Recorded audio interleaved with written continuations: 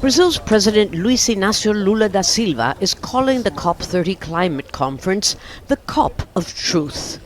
He has told world leaders that the next decade must see the Paris Climate Agreement implemented to save the human species from extinction.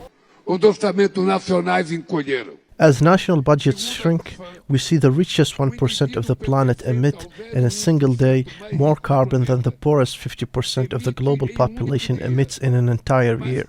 It is legitimate to demand a greater contribution from these people.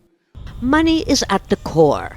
Not hundreds of billions of dollars, as once estimated, but a whopping 1.3 trillion by 2035 to transition economies from reliance on fossil fuels to green energy. Leaders of the low-lying countries, like the Marshall Islands, say they can't afford to wait in the face of stronger hurricanes, sea levels rising, and droughts. The sea rises, the coral dies, and the fish stock leaves our shores for cooler waters. What will happen when the next storm comes to us?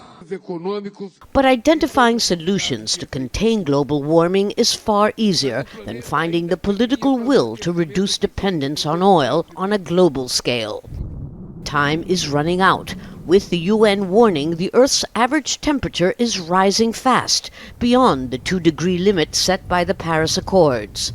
A 60% reduction in emissions by 2035 will be necessary to have a chance at meeting the agreement's goals, says the UN. We are reskilling and preparing Canadian workers, and we are teeing up the whole economy for the low-carbon transition. Canada comes to COP30 in the spirit of collaboration, to learn from and partner up with countries and institutions around the world to accelerate the global transition. But the leader of Canada's neighbour, the United States, dismisses climate change and did not send an envoy to the summit. President Donald Trump has in fact issued orders to, quote, hunt for more oil and coal in the United States. In these turbulent geopolitical times, it's not certain whether the call to kickstart a new decade of implementation and acceleration to mitigate climate change will be heeded. Lucia Newman, Al Jazeera, Belém, Brazil. Don't miss out, get the full picture. Subscribe to Al Jazeera for reliable news and expert insights. Like, share, stay ahead.